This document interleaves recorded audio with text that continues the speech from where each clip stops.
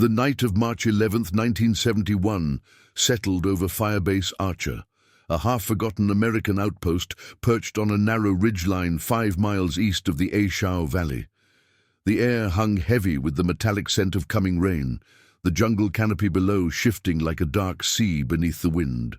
In the center of the firebase stood Specialist Michael Rourke, a 22-year-old radio operator from Ohio, staring into the black tree line with the uneasy certainty that something vast and violent was moving toward them.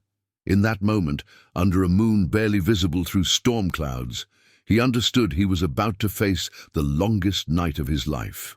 Firebase Archer had no strategic glamour.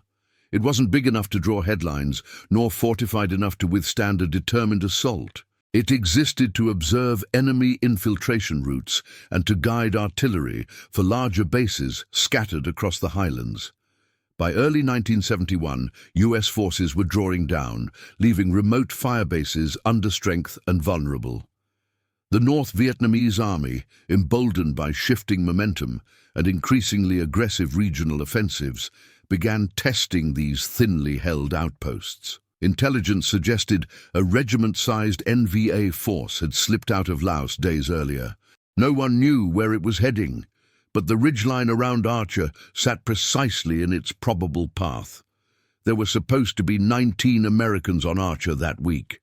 Maintenance issues, a medevac helicopter crash, and 2 failed resupply flights had reduced that number to 4.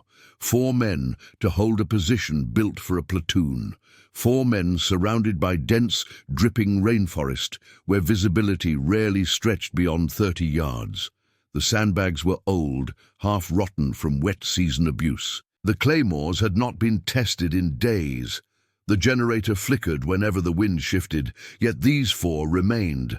Rourke, Sergeant Paul Henniger, a quiet career NCO from Montana who had survived more firefights than he ever bothered to count. Private First Class Leonard Diaz, the youngest of them barely 19, and Corporal Ellis Ward, a machine gunner whose M60 was older than he was. They were not heroes in the making, at least not in any romanticized sense. They were soldiers doing the job because no one else would. But as the humidity thickened and the jungle fell into an eerie silence, all 4 felt the weight of something approaching.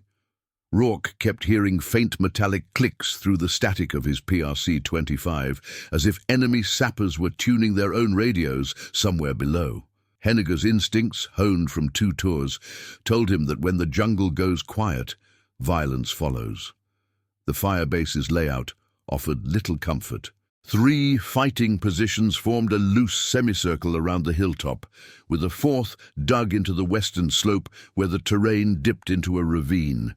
Between them sat a rusted 105mm howitzer stripped for parts weeks earlier. The ridge was steep but not unassailable, and sappers favored such slopes. They moved like shadows, silent and patient, avoiding tripwires with a skill that unnerved even veteran Americans. The NVA's doctrine for nighttime attacks was as old as the conflict itself: probe, flank, overwhelm, and flood the perimeter with sheer weight of numbers. Archer was precisely the kind of isolated point they specialized in taking. Around 2140, light rain began to fall. The sky rumbled with distant thunder. Rourke wiped sweat and water from his brow, trying to distinguish the sounds of the jungle from those of men gathering in the dark. He tapped the radio handset twice, a nervous habit, then keyed up, "Sunspot, this is Archer 1, requesting confirmation on expected weather window, over." The reply came delayed, warped by distance. "Archer 1, Sunspot. Storm front expanding. No bird availability until 0400 at earliest. Hold tight. Hold tight." Easy words from someone sitting behind sandbags hundreds of miles away. On Archer, each man understood those hours might be all that separated life from death. At 2207, Diaz, perched in the eastern fighting position, whispered sharply for the others to come to him. They crawled across the mud, mindful of silhouetting themselves against the faint glow of the sky. Henniger joined him first. Diaz pointed down the slope, and for a moment none of them saw anything. Then they heard it, The gentle clatter of a weapon slung against bamboo, the faint grunt of a man shifting under weight, the whisper of coordinated movement. A chill spread through the group. They were not hearing a patrol. They were hearing staging. Henniger ordered weapons loaded quietly.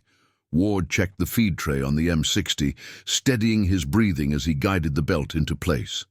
Rourke adjusted the radio antenna, lowering it slightly to prevent it from catching silhouettes in lightning flashes. The smell of wet earth mingled with cordite residue baked into the sandbags from previous firefights. Each man settled into his position, knowing the first shots fired might come from mere yards away. Then, without warning, a blinding flash erupted from below the hill. A single enemy mortar round arced overhead and struck near the abandoned howitzer, sending a shower of dirt across the firebase. The concussion wave slammed into their chests.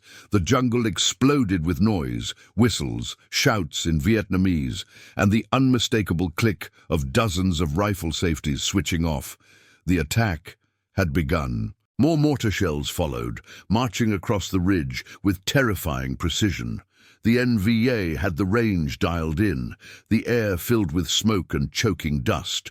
Rourke huddled over the radio, calling urgently for fire support, but static overwhelmed the channel. Ward opened up with the M60, its deep-throated roar cutting through the storm. Tracer rounds streaked into the tree line, illuminating enemy silhouettes darting between foliage. Diaz and Henniger fired controlled bursts from their M16s, the muzzle flashes lighting their faces like momentary ghosts. The NVA were coming uphill fast, too fast. Their discipline was unmistakable. These were not local guerrillas. This was a regiment-sized force with seasoned companies executing a coordinated nighttime assault. Shapes swarmed up the slope, some firing, others moving low to the ground with satchel charges. The sheer volume of enemy movement made the four defenders seem impossibly small. For a moment, a brief, almost surreal moment, the battle paused. A lull in mortar fire, a break in the gunfire. Only the hiss of rain and the distant rumble of thunder remained. The four men exchanged glances through the smoke. Henniger's voice cut through the quiet. "They're testing us. Next wave will be heavier." He was right. The jungle exhaled, and the second wave began. The second wave announced itself not with mortars, but with silence. An unnatural, purposeful absence of sound that made the hair rise on the back of Rourke's neck. Then came the low, coordinated whistle from somewhere deep within the tree line, and instantly the jungle erupted. Dozens of AK-47s opened fire in disciplined bursts, their orange muzzle flashes rippling across the slope like a line of igniting fuses. The incoming rounds chewed into sandbags, snapped wooden planks, and sprayed shards of hot metal across the defenders' positions. Henniger shouted over the roar, repositioning Diaz to a tighter angle where his field of fire could overlap Ward's machine gun. They were outnumbered by a factor no mind could reasonably compute, yet each movement remained controlled, deliberate, almost rehearsed. Ward squeezed the trigger again, unleashing the M60's angry thunder. Tracer arcs lit the rain-soaked darkness, carving fleeting tunnels through the sheets of falling water. He could see the shapes now, NVA soldiers bounding forward in teams, some carrying RPG-2 launchers, others gripping satchel charges wrapped in plastic to keep them dry. The slope was so steep they seemed to crawl upward like insects, disappearing and reappearing between the roots and rocks. One RPG streaked up the hillside and detonated near Diaz's fighting hole, blasting dirt high into the air. Diaz disappeared in the explosion's plume, and for a heartbeat Rourke feared he had been blown apart. But the young private re-emerged, coughing, his face streaked with mud and blood from a cut on his cheek. He lifted his rifle again without waiting for orders. Rourke finally caught a readable radio window through the static. "Sunspot, this is Archer 1. Enemy assault confirmed. Regiment strength or near. We are 4 personnel. Immediate fire support required, over." His voice cracked as he said the number, 4. It felt impossible even to admit it out loud. The reply took nearly 30 seconds to reach him, drowning in atmospheric interference. Archer 1, Sunspot. All batteries currently supporting Operation Halberd. Redirecting priority to you. Adjust fire coordinates and stand by. Fire support. If it came in time, it could keep them alive. If not, Archer would simply vanish into the mud, and no one would know until dawn. Below the ridge, the NVA assault teams began shifting tactics. Instead of pushing straight up the center, they fanned out toward the flanks, where the ground curved and offered more cover. Henniger identified it immediately. "They're setting up for a breach on the west slope," he muttered, his voice low but steady. "Ward, shift 10 meters to your left. Diaz, you cover the dead ground below the howitzer. They're trying to blind us." Rourke shifted to relay updated coordinates, adjusting for the fog and the slope angle. Every few seconds he ducked instinctively as rounds cracked overhead. The rain intensified, turning the firing positions into pits of slippery muck. Their boots sank inches with every step. Ward's M60 belt began dragging in the mud, but he lifted it clear with one arm and kept firing with the other. His shoulder throbbed from recoil. The machine gun vibrated so violently it felt alive in his hands. Suddenly, a brilliant flash erupted from the flank. Another RPG. It struck the sandbags in front of Henniger's position and blasted him backward. He hit the ground hard, dazed, ears ringing. Diaz scrambled toward him, firing blindly into the dark as he crawled. Henniger shook his head, trying to regain focus, then snatched his rifle and forced himself to kneel. Behind them, Rourke dropped into the muddy floor of the command pit, frantically working the radio. "Sunspot, confirm shot order. Enemy closing in. Danger close requests authorized." Thunder boomed across the ridge, masking the deeper, heavier thud of American artillery firing from miles away. A moment later, the first 155mm shell screamed overhead and detonated in the jungle north of the slope, illuminating the terrain with a burst of yellow fire. Even from their distance, the concussion shook the air around them. Shouts of confusion erupted among the NVA formations.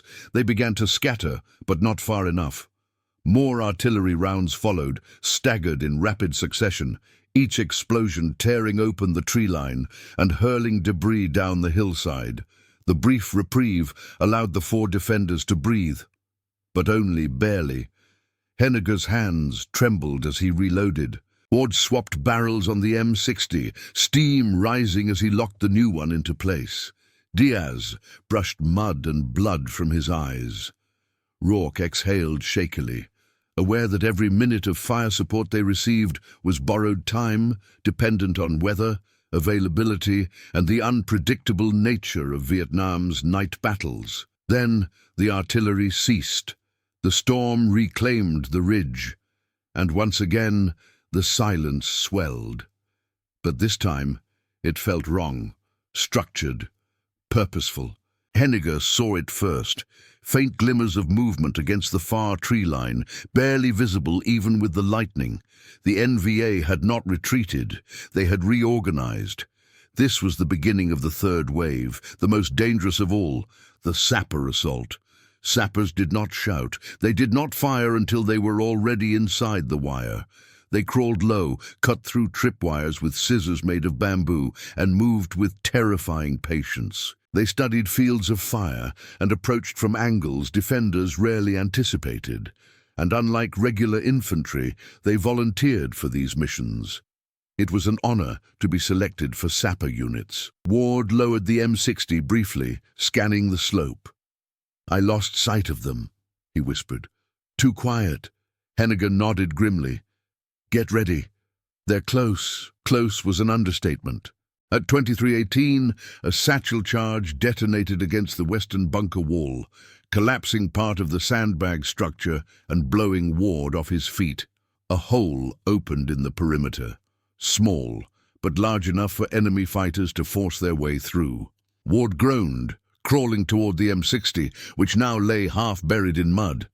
Diaz sprinted toward the breach, firing rapid bursts down the slope. Two NVA sappers surged upward, one carrying a satchel charge, the other wielding an AK-47. Diaz shot the first through the chest, but the second lunged forward and tackled him. The two tumbled across the edge of the position, rolling dangerously close to the drop-off. Henniger charged forward, slamming the butt of his rifle into the attacker's skull, just as Diaz shoved him aside. The sapper collapsed, motionless. Another explosion rocked the ridge, this one dangerously close to the command pit. Dirt showered Rourke as he slammed his headset against his ear. "Sunspot, they're inside the wire! Multiple breaches, requesting immediate repeat fire! Danger close acknowledged!" Static swallowed the response. The NVA were now climbing over their own dead, pushing through the smoke and mud with relentless determination. The four Americans were no longer defending a perimeter. They were fighting for inches of ground, every foothold contested, every shadow a potential attacker. Ward finally managed to retrieve the M60, bracing it against a shattered timber and unleashing a hail of suppressive fire. The recoil vibrated through his bruised ribs, but he kept shooting until the barrel glowed red again. Diaz repositioned himself beside him, both firing in short, desperate bursts to cover the breach. Henniger dragged loose sandbags into place, reinforcing the shattered wall even as bullets tore through the remnants of their defenses. Rourke attempted once more to raise artillery, shouting into the handset, the storm masking half his words. His voice was raw, half choked by smoke. Then, far below the slope, they heard new sounds, low horns, rhythmic and steady.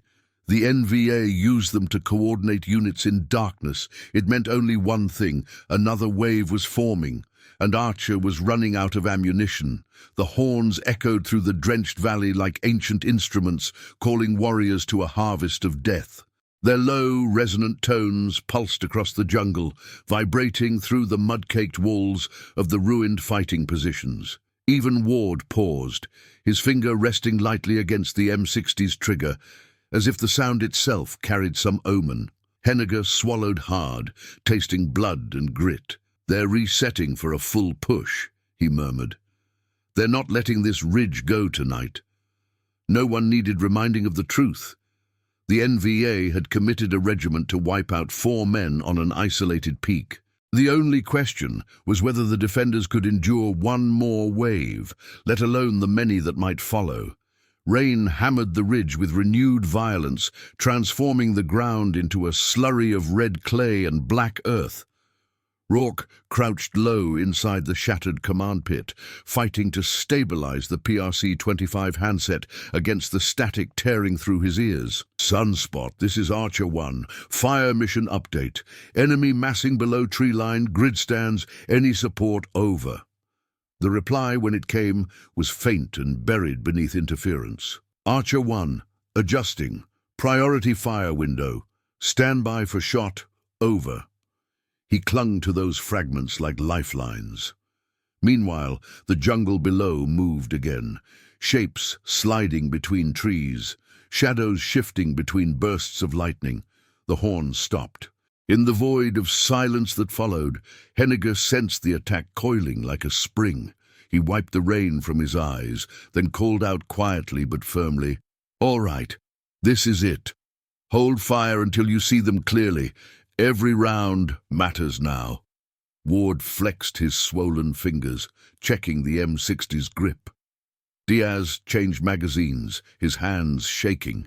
His rifle rattled faintly as he locked the mag into place, nerves fraying but spirit unbroken. Lightning flashed overhead, brief, fierce and bright, and in that single illuminated instant they saw them. A dense line of NVA infantry advancing in a staggered formation, moving with methodical precision, not sprinting, not shouting, advancing. Ward opened fire first. The M60 thundered across the slope, sending arcs of light piercing the sheets of rain. Bodies dropped, staggered, shifted, but the formation kept pushing. Diaz joined in, firing controlled bursts, each shot disciplined, despite the terror pressing against his lungs. Henniger fired too, timing his shots between lightning flashes. The slope became a theater of violent silhouettes, dark forms clashing against bursts of tracer fire. Rourke finally managed to raise the artillery battery. "Sunspot, fire as planned, danger close accepted, cleared hot." He screamed the words, his throat raw. The storm swallowed half the transmission, but they must have understood. Seconds later, distant thumps rolled across the mountains as 150mm guns launched their shells. Rourke held his breath. The first explosion lit the tree line like a sunburst. The concussion hit them half a second later, flattening grass and rattling teeth. More shells followed, walking a line down the slope, shredding foliage, shattering bamboo, breaking bodies. But the monsoon wind caused drift, pushing the fire pattern slightly off-center. Some of the advancing NVA were caught in the blast, torn apart. Others slipped through the gaps left by the artillery's imperfect arc, closing the distance even as smoke rolled across the hillside. Ward kept firing until his belt ran dry. "Reloading!" he shouted, fumbling for another. Henniger tossed him a fresh belt, already smeared with mud, and Ward slammed it into place with a grunt. The M60 roared again, a beast refusing to die. Yet for every enemy fighter that fell, another emerged from the smoke. Then came the sappers. They crawled low, using the artillery's aftermath as cover, creeping beneath the line of sight of the M60. Their bodies were coated in mud for camouflage, their movements deliberate and eerily silent. One of them slipped within 15 yards of Diaz's position before the private noticed the glint of metal, a knife, not a gun. Diaz fired 3 rapid shots, the rounds cracking through the rain. The sapper slumped forward, but did not fall immediately, staggering in a grotesque half-step before toppling into the mud. Another sapper hurled a satchel charge. The bundle arced upwards, spinning through the storm. Henniger shouted for everyone to get down. The explosion ripped open the eastern fighting hole, sending fragments flying across the ridge. Diaz felt a searing sting across his forearm, but kept his grip on the rifle. Blood mixed with rainwater, flowing freely down his sleeve. He didn't stop. Rourke attempted another call for fire, but the radio hissed back with dead static. Lightning must have interfered with the frequency, or the NVA jamming units had repositioned. He tried again, adjusting the antenna, leaning dangerously close to the edge of the pit. Nothing. Only the storm. The NVA began the fourth wave. This one came with eerie coordination, 3 groups advancing simultaneously, one up the center, one along the left flank, and one weaving through the ravine on the west slope. The sappers aimed to exploit every weakened point in the firebase's perimeter. From below came the rhythmic shouts of commanders pushing their troops forward, urging them to climb through the chaos. Ward unleashed sustained fire again. The M60's barrel glowed red, steaming violently in the downpour. He felt the recoil bruising the bone beneath his skin, but he didn't let up. He swept fire left to right to left, mowing down attackers as quickly as they emerged. Yet despite all of it, the line kept advancing. Fewer men, but still too many. Henniger fired from a kneeling position, shifting constantly to avoid incoming shots. A round clipped his helmet, spinning him sideways. For a second he lay stunned, the world muffled and distant. He forced himself to sit up, vision blurred, and fired again into the dark. His heartbeat thundered in his ears. He felt old, worn, but alive. Diaz spotted movement near the collapsed section of the wall. 2 NVA soldiers darted into the breach. He fired 3 shots. One dropped instantly. The other lunged behind a stack of broken sandbags. Diaz pivoted, adjusting his angle.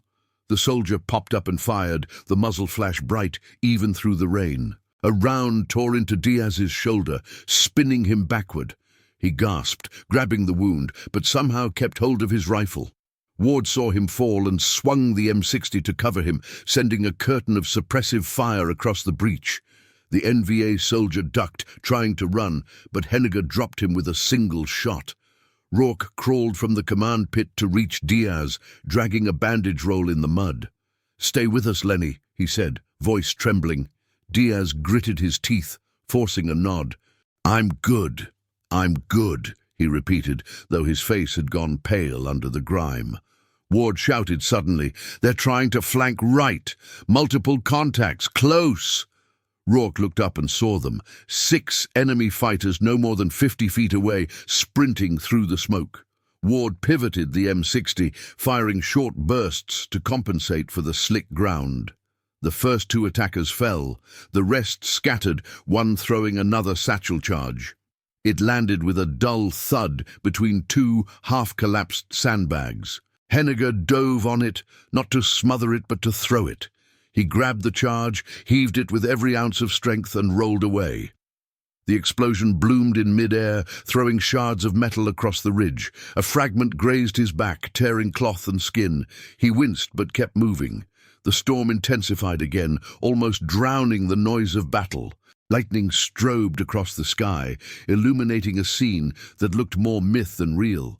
A hilltop shredded by explosives, defended by four mud-covered silhouettes holding back an army. Rourke tried the radio again. "Sunspot, this is Archer 1. We are danger close. Repeat, danger close. Enemy inside the wire. Any support, air or artillery? We say again, any support."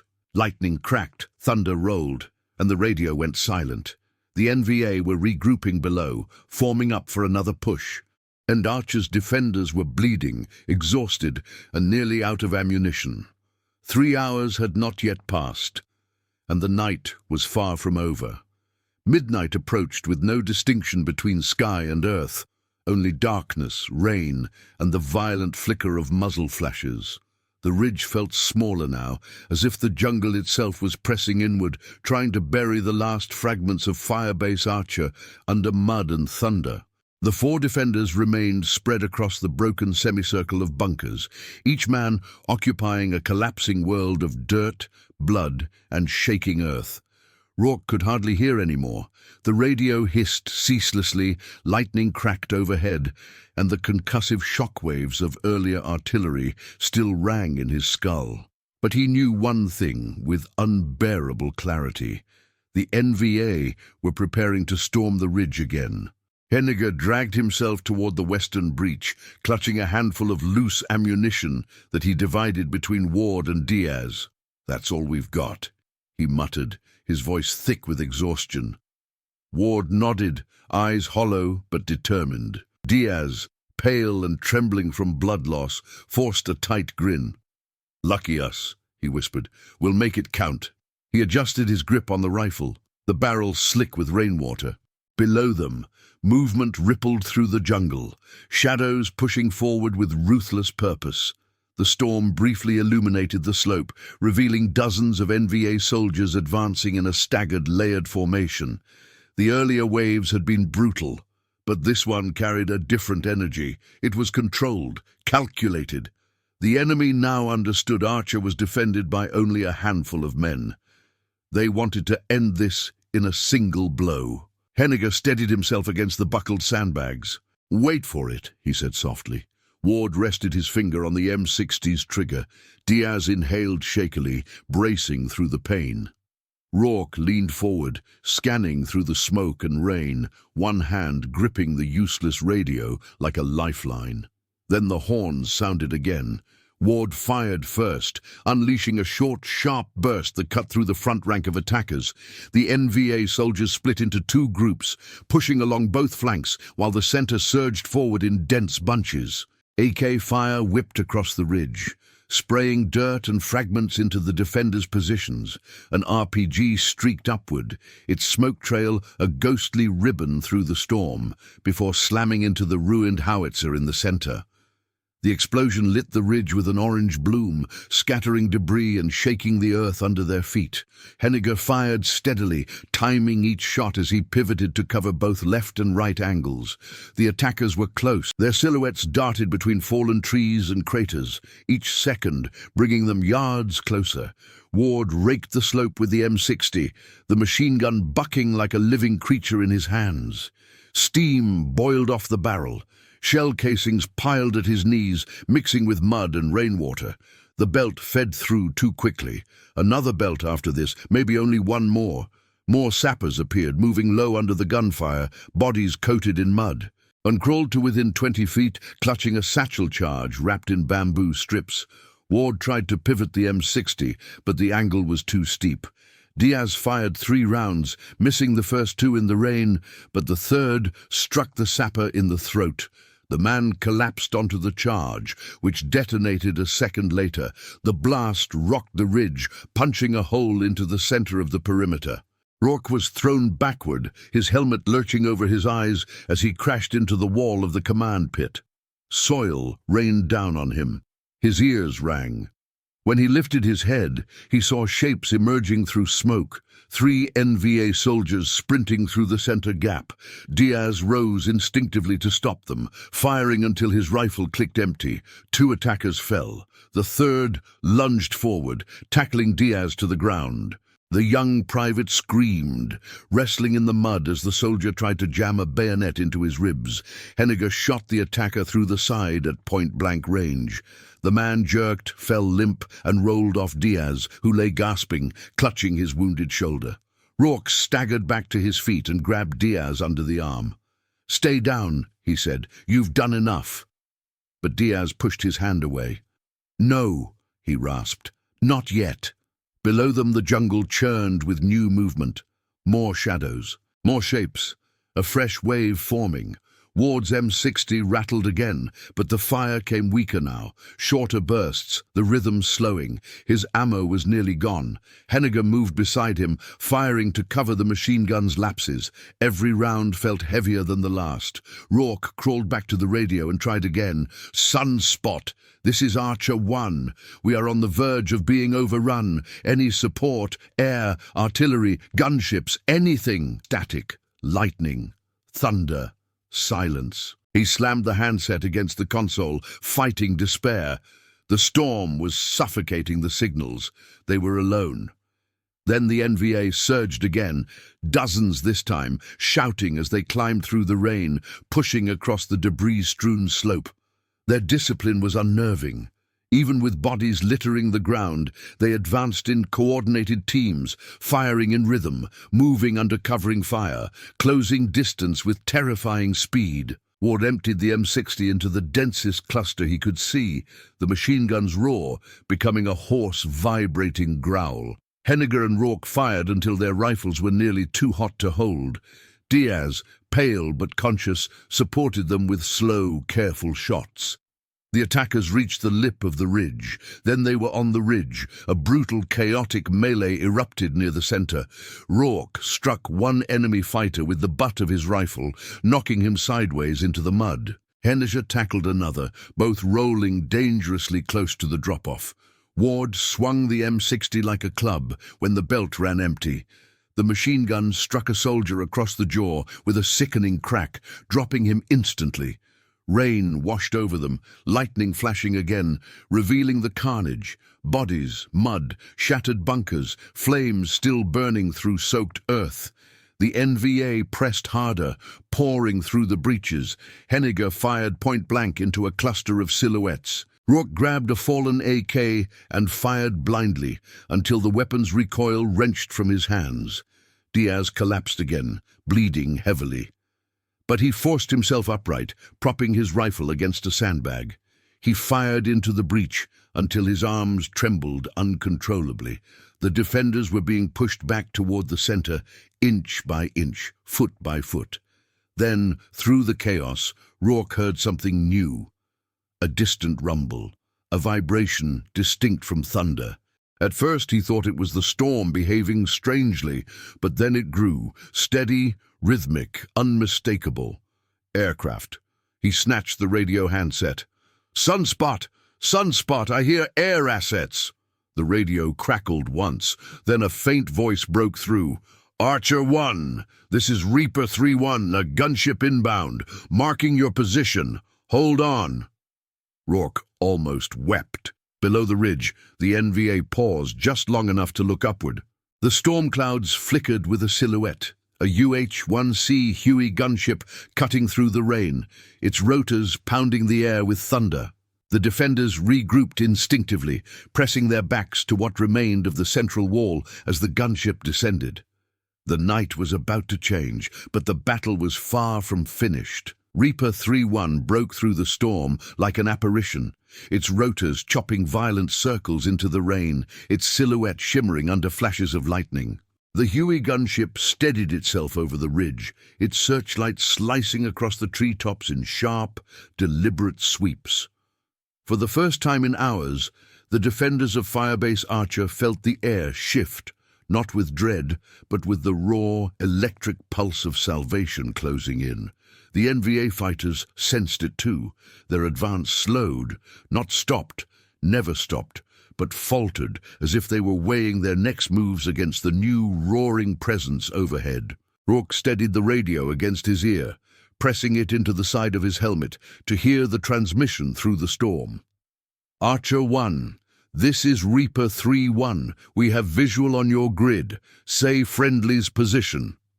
Rourke shouted into the handset. We are at the highest point on the ridge. 3 fighting positions destroyed. 1 partially intact. Enemy all around us. Danger close. The gunship pilot replied without hesitation. Copy, danger close. We're running minigun first. Mark your center with a strobe if available. Rourke blinked through the rain, searching their ruined pit. They had no strobe. But Ward, battered and bleeding, reached slowly into his pocket and pulled out a single chemlight he'd been saving since his first week in country, a tiny blue glow stick meant for night identification. He cracked it with shaking hands, the faint glow barely visible through the storm. Rourke waved it overhead. Visual, the pilot called. The miniguns opened. A torrent of red tracers stitched across the slope, carving fiery trails through the rain. The sound was a living thing, an angry metallic scream that rolled through the jungle like a storm inside a storm. The NVA fighters nearest the ridge scattered, diving for the trees, but the gunship adjusted effortlessly, tracking them with sweeping arcs of fire. Branches snapped like bone. Tree trunks erupted in splinters. The ground quaked under each burst. Henniger exhaled shakily. Ward wiped mud from his eyes. Diaz, pale and on the edge of consciousness, managed a faint smile at the sight of the gunship hammering the hillside. Still, the NVA did not fully retreat. Their commanders shouted orders, rallying them into smaller, harder-to-target groups. The sappers resumed crawling through craters, trying to get close enough to plant charges before the gunship could see them. The fight was no longer a wave, it was a swarm. Reaper 3-1 made another pass. Its door gunner fired controlled bursts into the flanks, where the claymores had long since detonated or been buried by mud. The tracers flashed like molten needles, lighting the fog and smoke in hellish red. The Huey then broke away sharply, the pilot struggling against crosswinds. Archer 1, be advised, fuel critical. 1 more firing pass. Make it count. Henniger understood instantly. We finish this now, he said. He checked his last magazine. Half empty. Ward lifted the M60 one more time, knowing it had only a handful of rounds left. Rourke, soaked and shaking, retrieved an enemy AK from the ground. Diaz refused to lie down. He braced himself behind a sandbag, his face ghostly pale yet fiercely determined. The gunship angled in for its final run. The NVA surged once more, screaming as they climbed. They knew the aircraft would soon depart. They intended to take the ridge before it cleared the valley. Dozens of shapes emerged through smoke, their silhouettes black against the flashes of distant artillery, still rumbling miles away. They fired blindly, relentlessly. Rounds snapped overhead, tearing chunks from what remained of Archer's ruined fortifications. Reaper 3-1 unleashed everything left, minigun, rockets, and then one final strafing burst as the door gunner leaned dangerously far out. Explosions cascaded through the jungle, trees igniting briefly before the rain smothered the flames. Rockets tore open entire sections of hillside, sending mud and bodies sliding backward in a torrent. The remaining NVA assault teams faltered under the onslaught, but a smaller group, 10, maybe 12, kept climbing. They reached the ridge. Ward fired the last of the M60's ammo, dropping 2 attackers before the bolt clacked open on an empty chamber. He swung the weapon like a club again, striking the next man who charged the position. Rourke stepped beside him, firing the AK into the mass of shadows. Henniger, bleeding from his back and shoulder, joined the line, shooting with the calm precision of a man who refused to die before completing his duty. Diaz, on his knees now, steadied his rifle on the bent frame of a bunker. The final melee erupted in brutal, intimate chaos: mud, fists, rifle stocks, and desperate shouts. A bayonet sliced across Rourke's sleeve. Ward tackled a man and rolled through the mud, wrestling for control of a knife. Henniger fought another attacker hand to hand, landing blows with bone-shattering force despite his injuries. Then, as one of the remaining NVA fighters lunged toward Diaz, Rourke swung the butt of the AK with all his strength. The soldier collapsed, the momentum carrying him over the edge of the slope. The jungle fell quiet. The rain continued to fall. The gunship, low on fuel, circled once more overhead. "Archer 1, that's all we can do. Reinforcements en route from Firebase Nolan. ETA 30 minutes. Hold position. Hold position." As if the four men had any intention of leaving. The remaining NVA fighters withdrew down the slope, dragging their wounded. The horns sounded again, this time distant, fading. The regiment was retreating, not defeated, but denied the prize it had fought for. Firebase Archer remained in American hands. Rourke sank to his knees, gripping the radio with trembling fingers. Ward dropped beside the ruined M60, exhausted beyond speech. Henniger stood for a moment, staring at the slope, rain washing streaks of blood from his face. Diaz finally allowed himself to collapse, the fight draining out of him. Reinforcements arrived shortly before dawn. The relieving platoon found the ridge torn apart, bodies scattered across the hillside, charred trees bent like broken ribs. And in the center of the devastation stood 4 men, mud-covered, bloodied, half-conscious, still holding their weapons. The after-action report later estimated that a force of more than 300 NVA soldiers had assaulted Firebase Archer over the span of 3 hours. The defenders had expended nearly every round, detonated every claymore, and endured multiple breaches. The official tally was conservative, acknowledging that anywhere between 60 and 110 enemy fighters were killed or wounded during the assault. The 4 Americans were all wounded, some severely, but none died that night. Their names appeared in commendations, citations, and one obscure paragraph in a battalion-level report. But Firebase Archer itself was abandoned a month later during a regional drawdown. The ridge returned to the jungle. Henniger completed his tour and left the army 2 years later, carrying scars across his back that never fully healed. Ward remained in service, finishing another deployment before injuries forced retirement. Diaz spent months recovering before returning home, where he worked quietly as a mechanic and rarely spoke about the night he held a ridge with one functioning arm. Rourke stayed in uniform the longest, becoming a communications instructor, teaching younger soldiers how to keep calm when radios fail and death waits in the static. In time, the memory of Archer faded from official histories, but among the few who knew the truth, the story carried weight far beyond the scale of the battle. It revealed something raw and difficult about Vietnam, that sometimes the war distilled itself into moments almost too small for the record. 4 men on a forgotten hill, refusing to yield to an army. Their endurance did not change the course of the conflict. It did not shift borders or alter negotiations, but it stood as a testament to a brutal, intimate truth of Vietnam. Heroism was often anonymous, buried in mud, witnessed only by the men who survived it. If you'd like to see more stories like this, explore the channel, revisit the battles, and uncover the forgotten corners of the Vietnam War. And if you want this story told in another style, another voice, or another perspective, just let me know.